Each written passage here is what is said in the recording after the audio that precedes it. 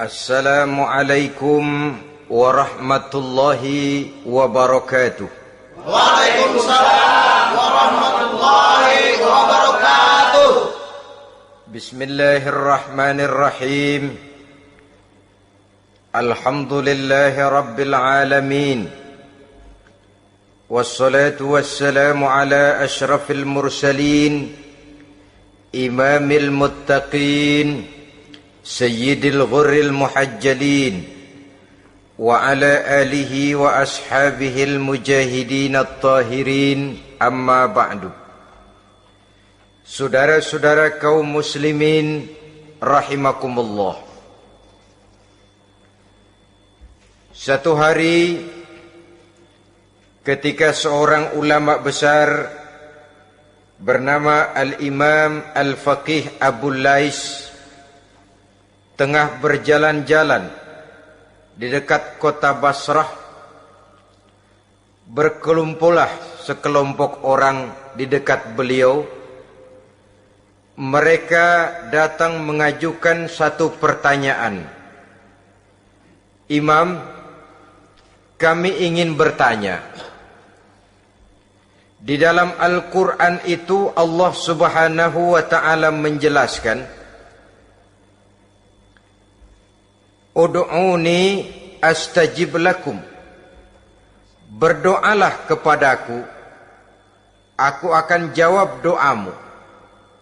Mintalah kepadaku, aku kabulkan permintaanmu.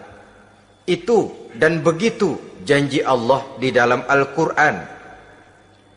Kami, kata orang-orang tadi, sudah lama berdoa kepada Allah.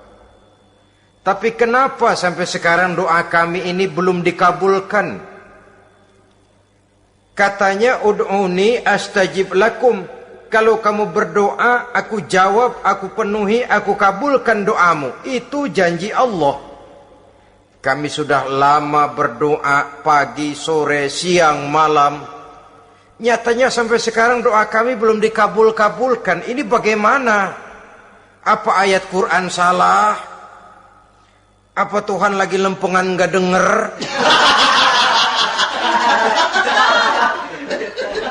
Apa doa kami yang terbalik?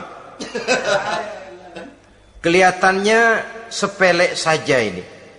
Doa tidak didengar oleh Allah. Permohonan tidak dijawab, tidak dikabulkan oleh Allah.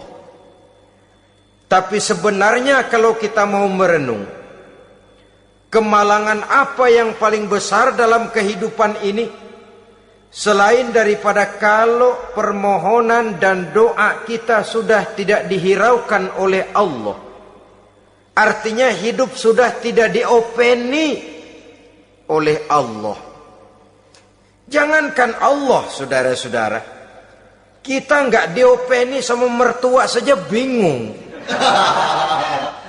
Ini mertua diem aja, kalau saya salah apa salahnya, kalau ada yang dikepengenin apa kepengenannya, boyak ngomong kenapa diem begitu.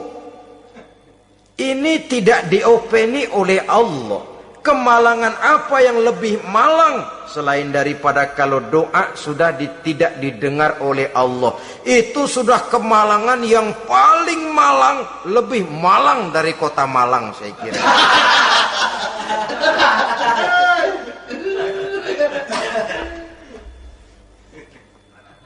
Menghadapi pertanyaan ini, Imam Al-Faqih Abu Lais senyum. Lalu beliau berkata, tuan-tuan, tahu kenapa doa tuan-tuan tidak dijawab, permohonan tidak dikabulkan? Allah sudah tidak memperdulikan tuan-tuan ini. Kami tidak tahu, Imam, maka kami bertanya. Begini, hati tuan-tuan itu mati. Dari hati yang mati, channel tidak nyambung kepada Allah. Dari channel yang putus tidak ada getaran strom, bagaimana akan timbul gejala? Hatimu mati, jadi pantas kalau doa tidak dikabulkan, permohonan tidak dipenuhi, doa tidak terjawab, hatimu mati. Saudara-saudara kaum muslimin, dari hati yang mati ini, getaran tidak akan sampai ke hadratullah azza wa jalla. Nah, ini juga satu penyakit yang kita sangat khawatirkan, yaitu apabila hati kita sudah mati selagi jasad masih hidup. Artinya, jadilah kita bangkai berjalan di hadapan Allah subhanahu wa ta'ala. Sementara kita sangat disibukkan dengan menggali berbagai macam jenis obat penangkal penyakit zahir, dan kita kurang perhatian untuk mencari obat penangkal penyakit batin yang kalau diserang penyakitnya menghancurkan kehidupan abadi di akhirat nanti. Perkembangan ilmu kedokteran nyata benar diikuti dengan perkembangan jenis-jenis penyakit. Makin maju ilmu kedokteran, makin modern penyakit. Ngerti juga rupanya itu penyakit. Dulu kita tidak kenal yang namanya AIDS. Kita tidak tahu yang namanya liver. Kita tidak kenal yang namanya stres. Paling yang banyak cika, masuk angin, dan sebagainya. Tapi baiklah, penyakit-penyakit batin yang menyebabkan hati menjadi mati, dan dari hati yang mati, doa tidak naik, tidak didengarkan oleh Allah subhanahu wa ta'ala. Nah, kata orang-orang tadi, yang menyebabkan hati kami mati ini apa, Imam? Beliau menjawab, pertama, araftumullaha wa lam tu'tuhu haqqahu. Yang menyebabkan hatimu jadi mati, pertama, kamu kenal benar kepada Allah, tapi haknya untuk disembah, kewajibanmu untuk menyembah, tidak pernah kamu laksanakan. Bagaimana Allah tidak akan jauh dari kita kalau kita tidak akan mengadakan pendekatan kepadanya? Dan pendekatan kepada Allah hanya bisa kita tempuh melalui jalur kegiatan ritual ibadah. Allah akan terlalu jauh apabila kita hanya membicarakannya lewat filsafat dan renungan yang mendalam. Tapi Allah akan dekat dan terasa hadir dalam hidup apabila kita dekati ia dengan pelaksanaan ibadah kepadanya. Kamu kenal Allah, tapi hakmu untuk menyembah, kewajibanmu untuk menyembah, haknya untuk disembah, tidak pernah kamu laksanakan. Kalau soal Allah, kita kenal bukan main. Bahkan tidak hanya kita mengajarkan kenal juga kepada anak-anak kita. Kalau ditanya siapa pencipta matahari, bulan dan bintang, Allah. Siapa pencipta lautan, gunung, hutan belantara dan sungai-sungai? Allah. Siapa pencipta bumi, matahari dan sebagainya? Allah. Sembahyang apa enggak? Bagaimana nanti?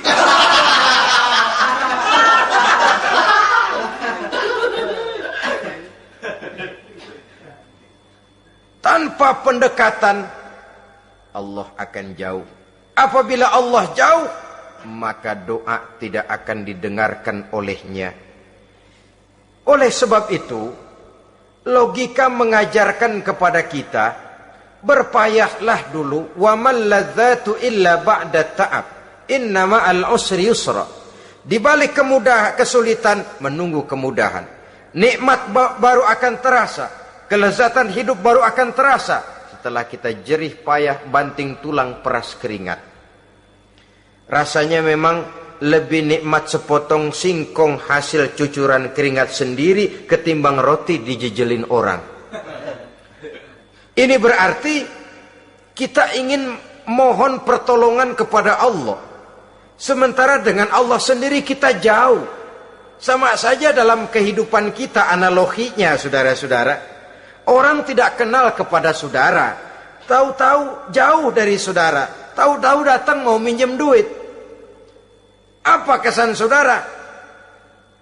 Enak aja, kenal enggak, dekat enggak, datang-datang mau minjem duit. Emang duit percetakan bapak lu?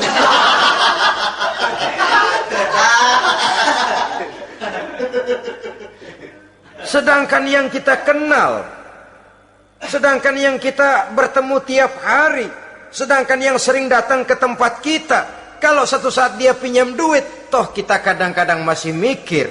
Apalagi datang nggak pernah, berkunjung nggak pernah, ngobrol nggak pernah.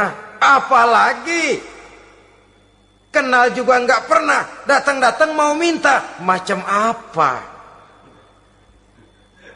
Datang nemuin Tuhan setahun 2 kali. Idul Fitri, doa sama Idul Adha. Doa cerewet banget. Apa aja diminta. Saudara hadirin, bagaimana doa akan kabul, permohonan akan dijawab? Jikalau kita jauh dari Allah, kita kenal Allah, haknya untuk disembah, kewajibannya untuk menyembah, tidak pernah kita laksanakan. Itu yang menyebabkan hati kita lalu menjadi mati. Padahal mengenal Allah, setelah mengenalnya, mengadakan pendekatan kepadanya melalui ritual ibadah yang dicontohkan oleh Rasulullah Sallallahu Alaihi Wasallam. Ini hal pertama yang menyebabkan hati jadi mati. Kamu terlalu kenal Allah, tapi tidak pernah menyembah kepadanya. Sama aja orang kerja kagak, habis bulan mau minta gaji. Karena kita jitak kepalanya. Macam apa? Kerja enggak, tahu-tahu datang mau minta gaji. Kerja dulu yang baik, habis bulan baru. Enggak diminta pun memang sudah ada jatahnya. Ibadah dulu kita kepada Allah. Soal Allah memberikan karunia kepada kita, itu hak Allah. Apabila kita dekat dengannya, ibadah yang kita laksanakan benar, karunia itu akan datang kepada kita. Saudara-saudara, yang kedua yang menyebabkan hati jadi mati, qara'tumul Qur'an walam ta'malu bih. Kamu baca Al-Quran, tapi ajarannya tidak pernah kamu amalkan. Kamu baca Quran, tapi isinya kamu injak-injak. Sehingga ada peringatan dari Rasul Sallallahu Alaihi Wasallam. Beliau bersabda, "Iza azzamat ummatid dunya, wa fi riwayatin dinaron wa dirhaman, nuzi'at minha haibatul Islam. Wa iza turikatil amru bil ma'rufi wan nahyu 'anil munkari, hurimat 'alaihim barakatul wahyi. Wa iza tasabat ummati saqatat min 'ainillah." 3 peringatan keras, tapi yang merupakan gejala penyakit kita umat Islam, diperingatkan oleh Nabi kita. Pertama, iza azzamat ummatid dunya, apabila umatku telah terlalu mengagung-agungkan dunia, apabila umatku telah jatuh menjadi umat yang materialistis, segalanya diukur dari sudut keduniaan saja, nuzi'at minha haibatul Islam, maka akan dicabutlah dari mereka kehebatan agama Islam. Hilang kehebatan Islam apabila kita jatuh menjadi umat pengagung dunia, penyembah materi. Nilai kita, keberadaan kita tidak dihargai orang lain. Orang memandang kita remeh saja. Orang Islam gak ada apa-apanya, bayar aja. Bisa dibeli, bisa diatur, bisa dikerjain, garap saja. Nuzi'at minha haibatul Islam, hilang dari mereka kehebatan Islam ini. Kenapa? Mereka telah mengagungkan dunia dan menjadikannya sebagai tujuan.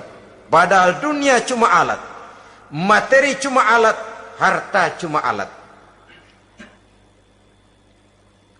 Yang kedua, wa iza turikatil amru bil ma'rufi wan nahyu 'anil munkari, hurimat 'alaihim barakatul wahyi.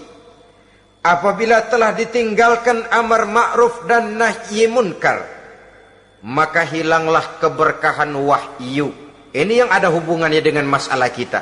Kita baca Quran, kita tidak amalkan isinya. Bagaimana hati tidak jadi mati? Amar ma'ruf dan nahi munkar ditinggalkan orang, hilang keberkahan wahyu. Pada saat itu boleh jadi Quran ada, tapi cuma tinggal tulisan saja. Islam ada, cuma tinggal sekedar nama saja. Diseminarkan, disimposiumkan, dimuktamarkan, tapi tidak dijabarkan dalam kehidupan sehari-hari.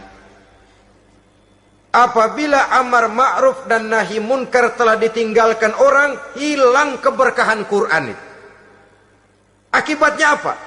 Apabila amar ma'ruf tidak lagi digalakkan orang, nahi munkar tidak dilaksanakan orang, lalu orang menilai sesuatu menurut seleranya sendiri. Mana yang ma'ruf, mana yang munkar, tidak ada lagi patokan utama. Kalau baik kata otaknya, dia kerjakan. Tidak baik menurut otaknya, dia tinggalkan. Agamanya adalah otak, berhalanya adalah akal. Akhirnya umat kehilangan pedoman. Tidak lagi jelas mana batas yang ma'ruf, mana batas yang munkar. Dalam kondisi sedemikian, akhirnya akan terjadi penjungkiran nilai. Paling celaka nantinya, yang ma'ruf malah dianggap munkar, yang munkar malah menjadi ma'ruf. Peringatan ketiga dari Nabi, wa iza tasabat ummati saqatat min ainillah. Apabila umatku sudah saling berbantahan, apabila umatku sudah saling caci memaki, saqatat min ainillah, jatuhlah mereka dalam pandangan Allah Subhanahu wa ta'ala. Hilang wibawa umat yang sudah saling mencaci maki, saling menjatuhkan, saling gasak, gesek, gosok. Justru agama menganjurkan kita ini saling asah, asih, asuh. Kadang yang kita praktekkan, kita ini saling gasak. Yang kedua, saling gesek. Yang ketiga, saling gosok. Gasak, gesek, gosok. Kacau kita ini. Saling gasak, menjegal kawan seiring, menggunting dalam lipatan. Saling gosok, fitnah sana, fitnah sini. Saling gesek, sikut kiri, sikut kanan. Tidak peduli orang lain luka dan sebagainya. Yang penting dia bisa nangkring. Jatuh kita dalam pandangan Allah apabila umat sudah saling mencaci maki. Maka kita kembali kepada persoalan, hal kedua yang menyebabkan hati jadi mati, qara'tumul Qur'an walam ta'malu bih. Kita baca Al-Quran, tapi ajarannya nyaris tidak kita amalkan di dalam kehidupan kita. Akibatnya hati lalu jadi mati. Itu yang kedua. Yang ketiga, yang menyebabkan hati jadi mati dan doa tidak terjawab, idda'aitum annakum min ummati Muhammadin sallallahu alaihi wasallam walam ta'malu bisunnatihi. Kamu mengaku, kamu memproklamirkan diri sebagai umatnya Nabi Muhammad, tapi sunnahnya tidak pernah kamu amalkan. Malahan perkembangan paling akhir, bukan saja tidak mau mengamalkan sunnah, malah mengingkari sunnah. Inna lillahi wa inna ilaihi raji'un. Oh, Nabi Muhammad itu manusia biasa seperti kita. Sebagai manusia dia bisa salah. Dan ternyata hadis banyak yang palsu. Yang otentik cuma Quran. Selebihnya adalah sejarah. Tidak ada itu sunnah. Langsung saja kepada Quran. Oh, hadis itu bukan sumber hukum. Oh, tidak perlu mengamalkan sunnah. Saudara-saudara kaum muslimin, mengaku kita umat Nabi, tapi sunnahnya kita campakkan, tidak kita amalkan. Setelah tidak kita amalkan, kita campakkan. Setelah kita campakkan, kita ingkari pula. Inna lillahi wa inna ilaihi raji'un. Bagaimana hati tidak jadi mati? Kalau siang malam kita memproklamirkan diri sebagai umat Nabi Muhammad, sementara sunnahnya kita campakkan, kita abaikan, dan kita ingkari dia, sunnah itu. Padahal, jikalau sekarang kita mengenal Islam, jikalau kita sekarang ngerti halal haram, tahu hak batil, bisa memilah dan memilih antara yang ma'ruf dengan yang munkar, itu utamanya adalah karena jasa Nabi Muhammad sallallahu alaihi wasallam. Yang dari generasi ke generasi dilanjutkan oleh para sahabat, oleh tabi'in, oleh tabi'in, terus oleh para ulama-ulama sampai kepada kita sekarang ini. Walaupun beliau hanya berfungsi sebagai penyampai, tapi kepribadiannya dijadikan model oleh Allah Subhanahu wa taala di dalam kita melaksanakan kehidupan beragama. Bahwa beliau manusia seperti kita, memang dalam arti unsur biologisnya ya manusia, punya darah, punya daging, punya hati, punya perasaan, bisa sedih, bisa gembira, tetapi beliau itu termasuk basyarun la kal basyar, manusia yang tidak seperti manusia pada umumnya, punya spesifik. Dan itu wajar sebagai seorang Rasul pilihan Allah, apalagi merupakan Rasul pilihan dari sekian puluh pilihan. Bahwa jamrud itu batu memang, tapi nilainya kan berbeda dengan batu kolar.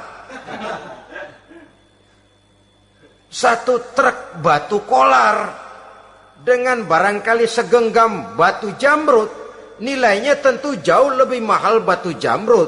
Kalau soal batunya, sama batunya, tapi nilainya berbeda karena esensinya berbeda. Kita manusia, Nabi Muhammad juga manusia, sama manusianya memang, tapi kualitasnya, nilainya tentu jauh panggang daripada api. Itu sebabnya Allah menjadikan beliau sebagai model. Laqad kana lakum fi rasulillahi uswatun hasanah. Di dalam diri Rasul itu terdapat contoh teladan yang sangat baik bagi kita. Oleh karenanya, pada pertemuan kali ini, apabila kita konsekuen mengaku umat Nabi Muhammad, marilah konsekuen juga menegakkan sunnahnya. 3. Yang keempat, yang menyebabkan hati jadi mati dan doa tidak terjawab, akaltum ni'mata rabbikum walam tashkurulah. Tiap hari kamu makan nikmat Tuhanmu, tapi kamu tidak pernah mau bersyukur kepadanya, kepada Allah Subhanahu wa ta'ala. Nikmat Tuhan kita doyan banget, tidak pernah sehari dan sesaat pun terlepas diri dan hidup ini dari nikmat-nikmat yang diberikan Allah. Sejak kita bangun tidur sampai tidur kembali, bahkan tidur itu sendiri, di pasar, di sawah, di kantor, dimanapun kita berada, nggak pernah nikmat Allah berhenti. Hidup kita dalam alam diberikan segala fasilitas untuk menunjang kehidupan. Nggak pernah Allah pasang pajak matahari, nggak pernah Allah pasang pajak gas udara. Nikmat-nikmat yang banyak itu tiap hari kita kecap, tiap hari kita nikmati, tapi kita tidak pandai bersyukur. Padahal Allah memberikan peringatan keras dalam hadis qudsinya, man lam yashkur ala na'mai wa lam yasbir ala balai falyakhruj min tahti samai wal yatlub rabban siwaya. Siapa yang tidak mau bersyukur terhadap nikmat yang aku berikan kepadanya dan tidak mau bersabar terhadap ujian yang aku berikan kepadanya, silahkan keluar saja dari kolong langit ini dan cari Tuhan selain aku. Diusir oleh Allah. Kalau orang tidak mau bersyukur terhadap nikmat yang aku berikan dan tidak mau bersabar terhadap ujian yang aku timpakan, keluar dari kolong langitku, keluar, cari Tuhan selain aku. Diusir. Lah yang ngusir Allah. Anak sekarang bilang mau ke Menong.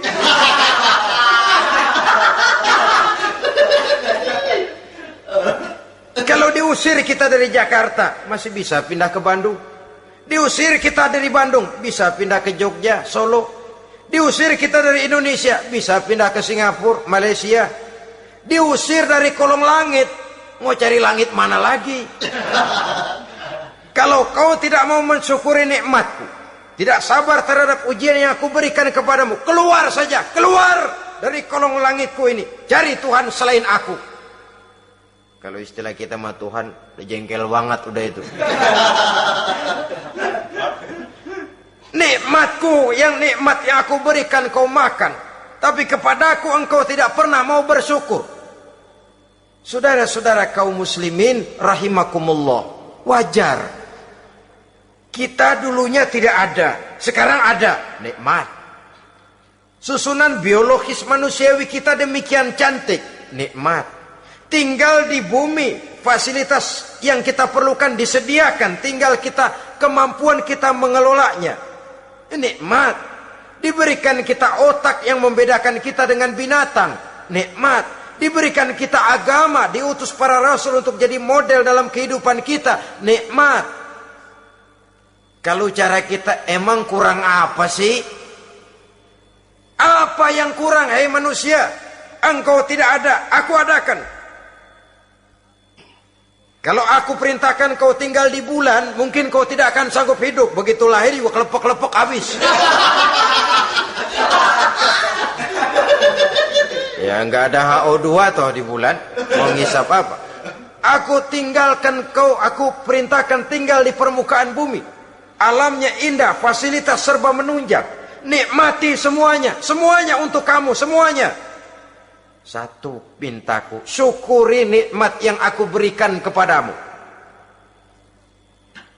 Ya bukan cuma syukur dalam ucapan, syukur dalam perbuatan. Banyak nikmat yang diterima, makin banyak dia sujud, makin banyak dia ruku, makin banyak dia mengadakan pendekatan kepada Allah.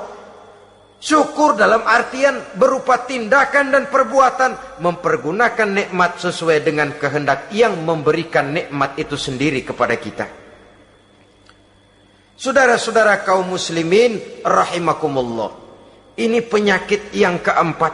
Kamu makan nikmat Tuhanmu, tapi kamu tidak pernah pandai bersyukur kepadanya, mensyukuri nikmat yang diberikan tadi. Bagaimana hati tidak jadi mati? Kita sibuk mempersolek jasmani, mencari obat penangkal penyakit zahir. Maka yang ramai di zaman sekarang, saudara lihat, salon, fitness, senam, macam-macam jenis. Tidak ada salahnya dan tidak ada jeleknya. Tapi kalau itu sampai melupakan kita kepada memperindah batin, memperbaiki jiwa, artinya bukankah kita perlahan tapi mempersiapkan diri menjadi bangkai berjalan di hadapan Allah. Dengan operasi plastik, yang pesek jadi mancung, yang sipit jadi belok, kulit keriput jadi kencang, pipi terlalu cekung bisa diatur. Saudara-saudara, tapi kalau hati yang rusak, jiwa yang rusak, kemana lagi kita akan berobat kalau bukan kepada agama? Maka hati itu jadi mati apabila kita selalu memakan nikmat Allah dan tidak pandai mensyukuri nikmat itu. Dari hati yang mati tidak akan ada getarannya. Oleh sebab itu doa tidak terjawab. Selanjutnya yang menyebabkan doa tak terjawab dari sebab matinya hati, qultum annal mauta haqqun wa lam tasta'iddu lahu. Kamu berkata, kamu yakin bahwa mati adalah sesuatu yang benar, tapi kamu tidak pernah punya persiapan untuk mati. Padahal menurut logika, orang yang akan bepergian jauh tentu dia harus mempunyai bekal yang cukup. Semakin jauh jarak perjalanan yang akan ditempuhnya, semakin banyak perbekalan yang harus dibawanya. Dahulu, seketika beberapa jamaah dari Yaman akan melaksanakan ibadah haji dengan nekat, mereka berprinsip, pokoknya kan berangkat haji jadi tamunya Allah, nanti Allah yang akan ngelayanin. Mereka nekat, modal badan doang berangkat. Diadukan kepada baginda Rasul, lalu turun peringatan dari Allah, wa tazawwadu fa inna khairaz zadi taqwa. Jangan begitu, bawa bekal. Sesungguhnya bekal yang paling baik adalah takwa. bahwa berangkat dengan bekal takwa itu bekal yang paling utama, tapi bekal-bekal yang lain pun jangan diabaikan. Kalau kita akan berangkat untuk tujuan yang baik, bekal yang paling utama memang takwa, tapi tidak berarti harus mengabaikan bekal-bekal yang lain.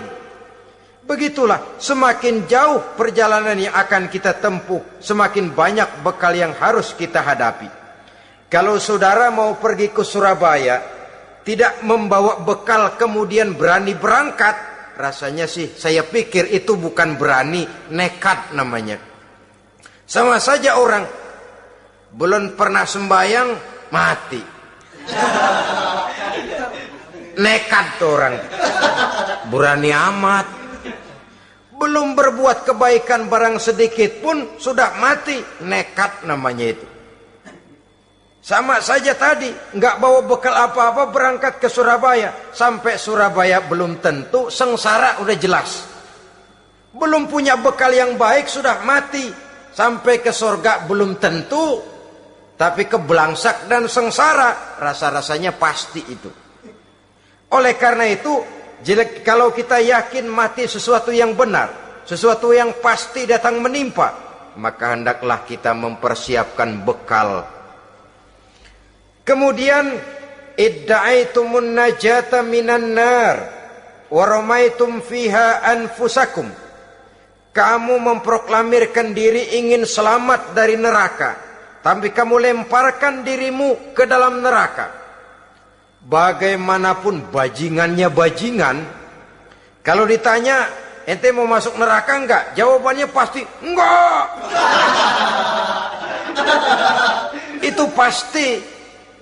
Perbuatannya sendiri yang melemparkan dirinya ke dalam neraka, membiarkan dirinya berlarut-larut, bertimbun-timbun dalam dosa dan kesalahan, dan tidak akan ada niatan untuk memperbaiki diri. Hanyut di meja judi, habis ditelan minuman keras, fitnah sana, fitnah sini, hasud sana, hasud sini. Padahal mulutnya ingin selamat dari neraka, perbuatannya malah melemparkan dirinya ke dalam api neraka. Tidak ada orang yang lebih sayang kepada diri kita selain kita sendiri. Dan menyayangi diri itu tidak cuma dengan memandikannya sehari 3 kali, memakaikannya parfum dengan segala macam merek, memakai sabun yang wangi-wangi, minyak yang harum-harum. Lebih daripada itu, jaga dan sayangi diri. Jangan jatuhkan dia ke dalam perbuatan-perbuatan yang bisa menjerumuskan diri itu ke dalam neraka. Kemudian disambung oleh Imam Al-Faqih Abu Lais yang menyebabkan doa tidak terjawab karena hati mati.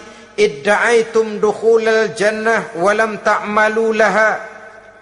Kamu ingin masuk surga, tapi kamu berat mengamalkan perbuatan yang bisa menyampaikan kamu ke surga. Semua kita kalau ditanya mau masuk surga, mau. Tapi jarang yang berlomba melakukan perbuatan-perbuatan yang bisa menyampaikan kita ke surga.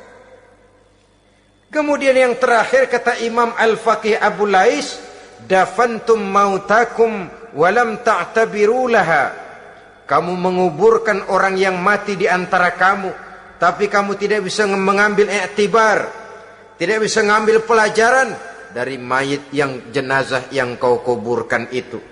Mestinya kan nguburin orang tuh membuat sadar. Iya, kalau sekarang saya baringkan di liang lahat, menghadap ke arah kiblat, bantalnya tanah, setelah itu ditutup dengan papan, lalu ditimbun dengan tanah. Iya, sekarang giliran dia.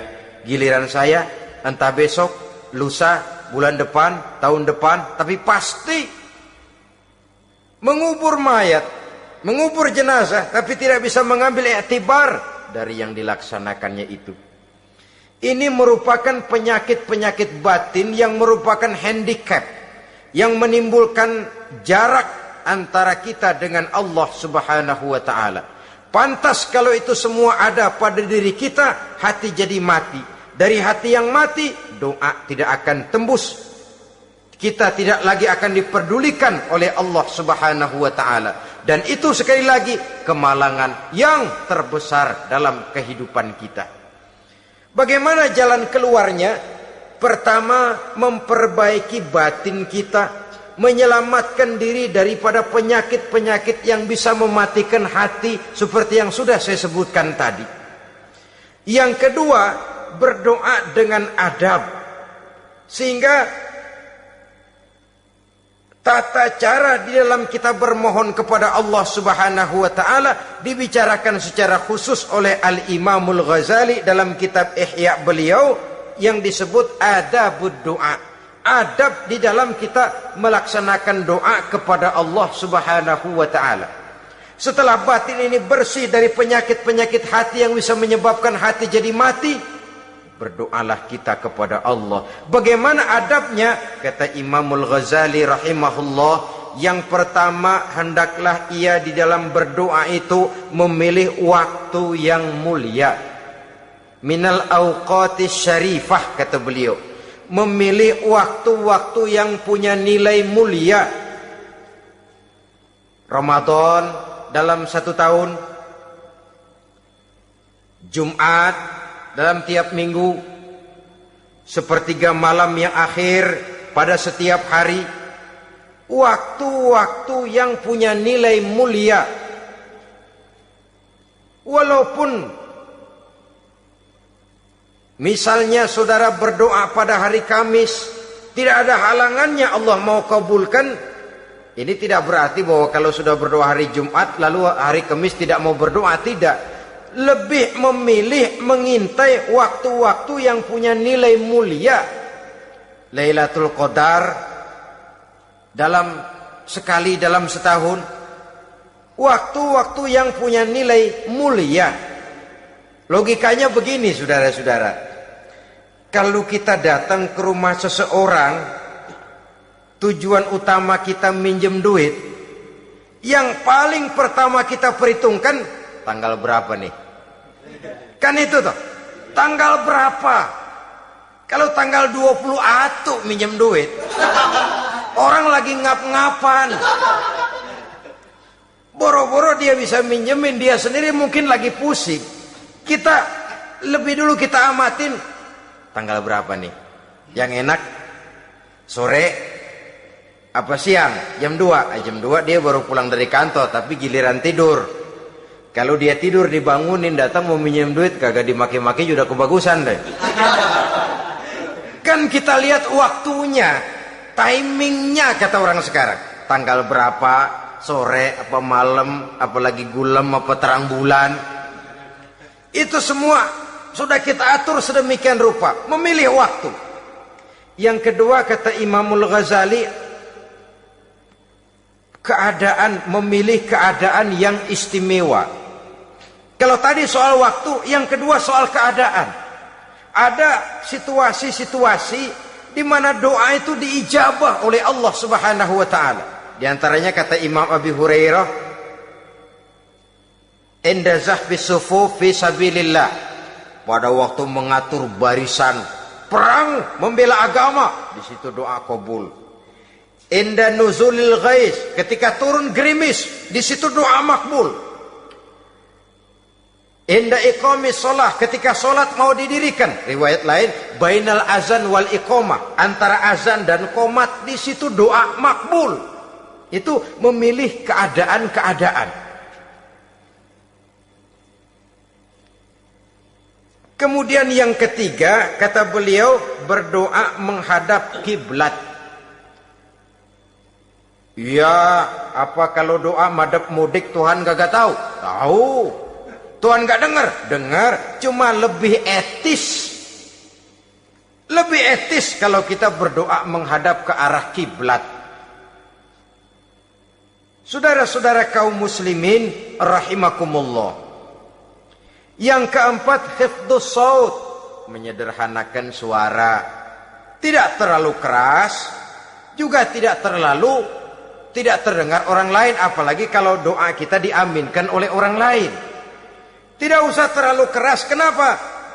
Karena Allah yang kita meminta kepadanya bukan zat yang tuli, bukan zat yang buta, bukan zat yang tidak dengar, bahkan dia maha dengar. Juga tidak terlalu seperti orang berbisik-bisik, apalagi kalau doanya doa bersama-sama. Tapi kadang-kadang terdorong oleh husnuzon dari para makmum saja. Tidak peduli apa yang dibaca oleh imam, yang kedengaran cuma amin aja gerengan. Amin, amin, amin, amin, amin, amin.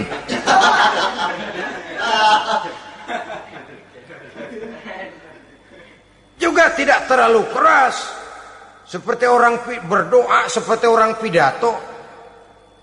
Saudara-saudara kaum muslimin rahimakumullah. Yang kelima, alla yatakallafa saja' fid du'a. Dalam berdoa, kalau istilah kita, jangan nyelongcong. Suja' ini menunjukkan sikap berani kepada Allah. Misalnya ada orang berdoa, ya Allah ampunilah saya kalau engkau mau. Kalau Allah mau. Kasihanilah saya ya Allah kalau engkau mau. Itu doa orang songong. Atau sama saja, ya Allah berilah saya rezeki dikit aja. Emang kenapa pakai begitu?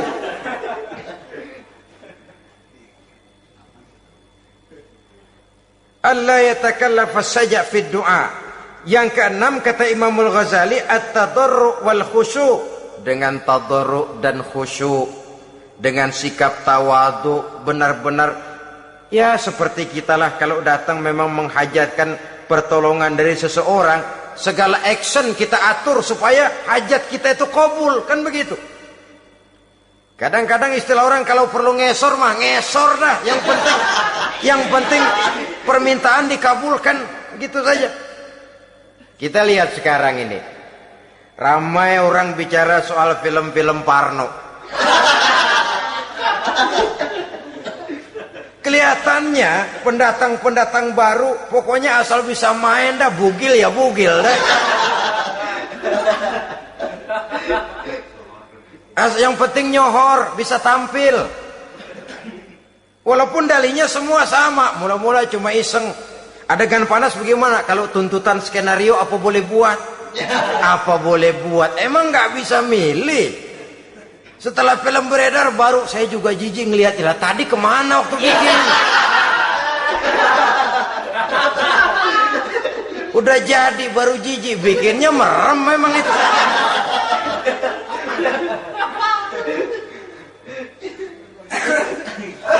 Tapi ada satu analogi, asal bisa main, asal bisa tampil di layar, apa saja jadi taruhan sudah. Bugil ya bugil dah, nggak soal dah, pokoknya bisa main, tampil, nyohor, masuk koran.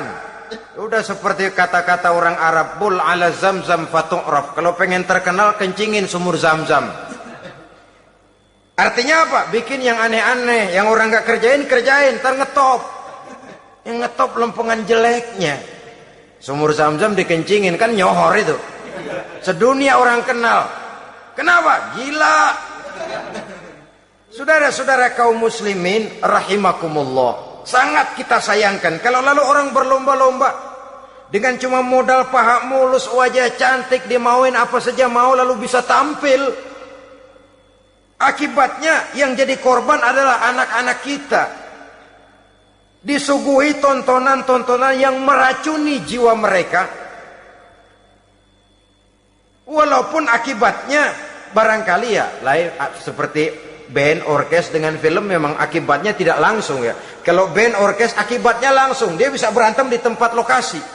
Film orang nonton tahu dia di tempat itu, bukan di tempat itu dia praktek, pulang jadi pikiran dia, tadi serem ya, ntar kalau udah kesempatan kita praktek.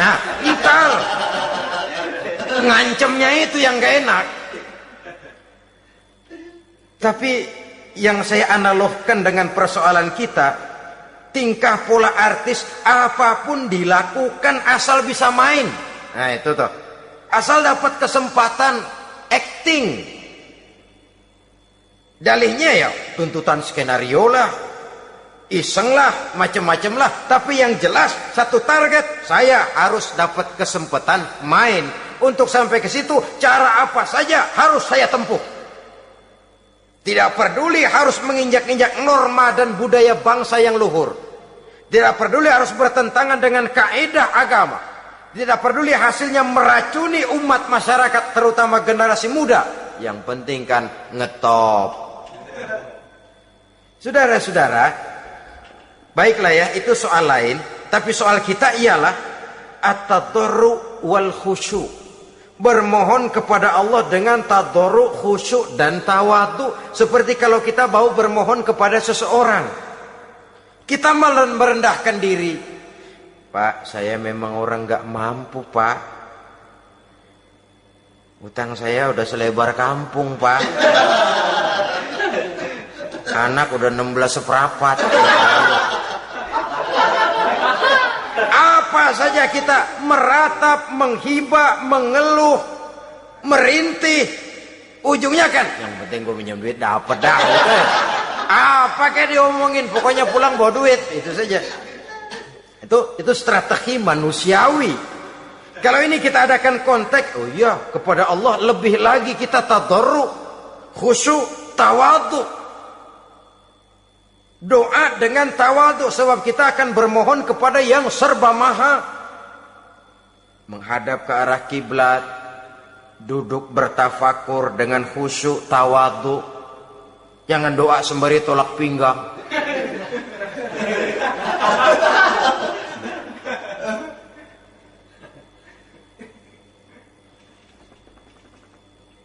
Yang ketujuh, kata Imamul Ghazali, ayyujzimad du'a wa yuqina bil ijabah. Hendaknya dia menjazamkan doanya itu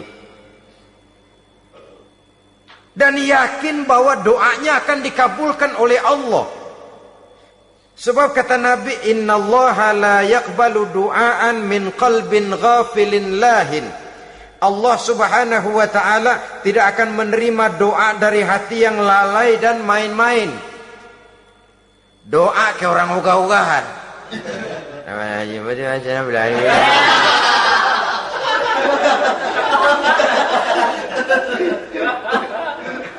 Kali malaikat nyongok dong, lu minta apa lu?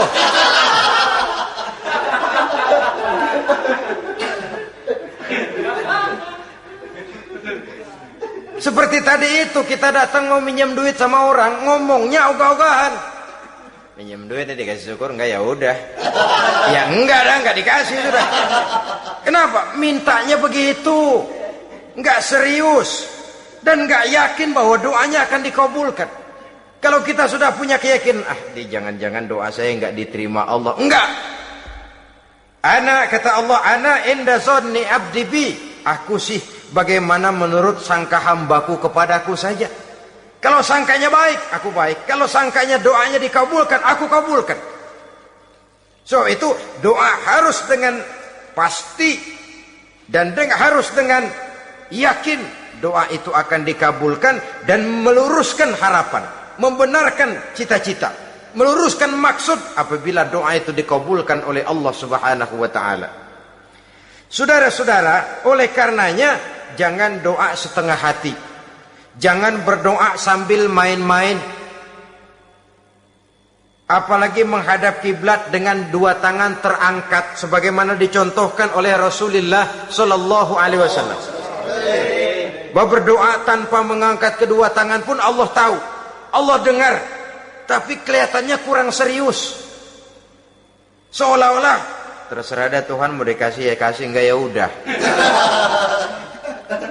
Seolah-olah kita tidak serius dalam berdoa. Kemudian yang berikutnya kata Imamul Ghazali, ayyaftatahad du'a bi zikrillah fala yabda'u bi su'al. Hendaknya dia mulai berdoa itu dengan menyebut nama Allah, berzikir kepada Allah, fala yabda'u bi su'al, jangan langsung memulai dengan permintaan. Ini tata krama etisnya. Sama juga orang kirim surat, salam sejahtera kami haturkan, padahal mah nggak ada itu juga nggak apa-apa. Itu kan maksud mukaddimah saja. Besar harapan kami semoga Bapak dan sekeluarga di sini pun berada dalam keadaan sehat walafiat. Selanjutnya kami telah dengar dari berbagai teman tentang kedermawanan Bapak, tentang bantuan Bapak di berbagai bidang yang menyangkut sosial pendidikan. Sehubungan dengan itu maka kami bermaksud mengajukan permohonan. Baru masuk itu mah 15 kalimat kesonoin, urusan lain. Intinya sehubungan dengan itu kami bermaksud memohon kepada Bapak. Kita mulai. Salam sejahtera kami haturkan, bersama ini pula kami macam-macam lah. Sama juga seperti tadi itu. Kita datang mau minjem duit. Datang karena kita tahu datang habis bulan. Malam terang bulan. Udaranya sejuk. Ngobrol lah kita. Dapat teh. Apa kabar Pak? Baik. Aduh Bapak sih untung dah Pak. Kayak pemurah lagi. Saya tahu Bapak banyak nyumbang di mana-mana. Di Angon aja tuh orang di Angon.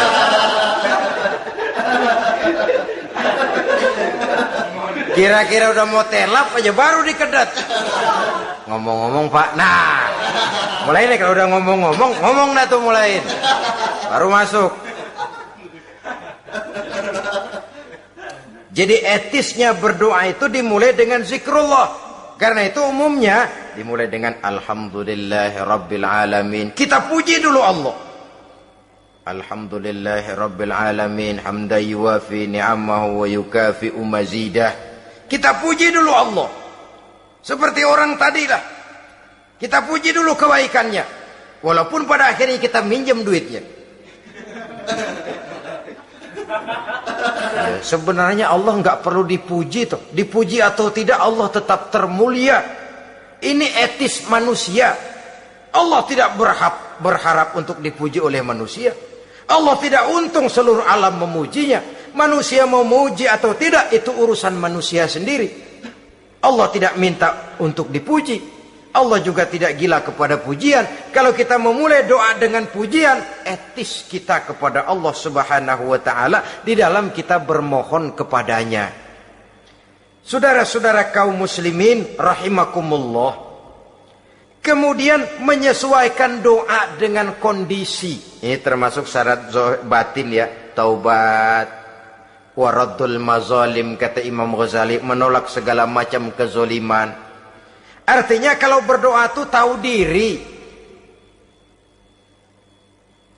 Kalau gaji kita sebulan 700 atau 800 900 ribu, berdoa minta rezeki 1 juta, itu tahu diri namanya. Kan cuman kurang 100 ribu. Ya, kalau kerja kagak minta gajian 1 juta. Pengen doa dikabulkan, rasanya secara etis nggak tahu diri orang berdoa seperti itu. Orang datang mau minta duit, mau pinjam duit kepada kita, kan kita lihat kira-kira mampu ngembaliin nggak nih orang. Kita lihat, kita evaluasi kemungkinannya. Lalu si yang minjem tentu tahu diri.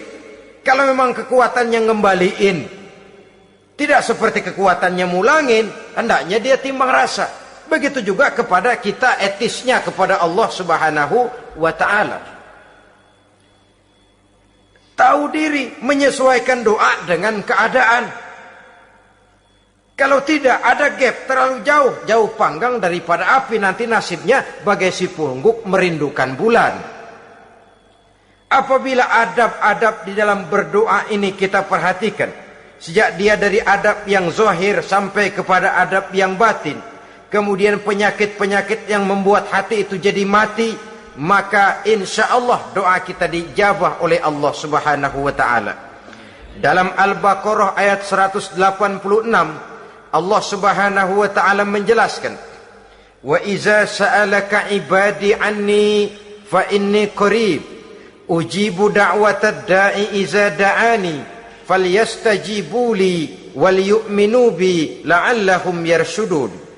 Apabila hambaku bertanya kepadamu Muhammad tentang aku, kata Allah, fa inni qarib, katakan kepadanya aku dekat sekali dengan mereka.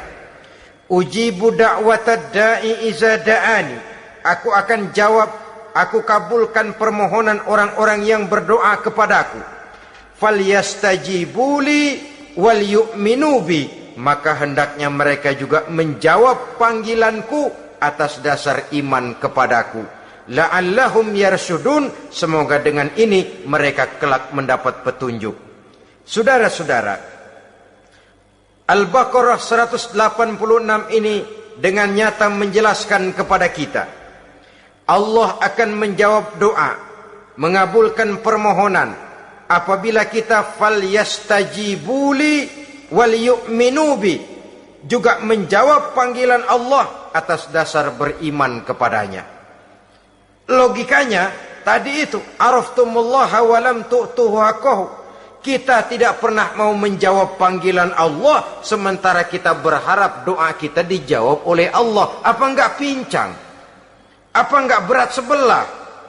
Panggilan Allah kita berat memenuhinya, sementara kita sangat berharap agar permohonan kita, seruan kita dikabulkan oleh Allah. Menjawab panggilan Allah atas dasar beriman kepadanya. Kenapa? Ada orang menjawab panggilan bukan berdasarkan iman, tapi karena target lain. Datang sembahyang Jumat paling dulu, target utamanya pulang juga paling dulu nyabet sendal, nyabet sepatu. Menjawabnya iya, tapi tidak karena iman. Jadi apabila kita rajin menjawab panggilan Allah atas dasar beriman kepadanya, maka seruan, permohonan, doa niscaya dikabulkan olehnya. Ini saja, mudah-mudahan ada manfaatnya. Terima kasih atas segala perhatian. Mohon maaf atas segala kekurangan. Usikum wa nafsi bitaqwallah. Wassalamualaikum warahmatullahi wabarakatuh.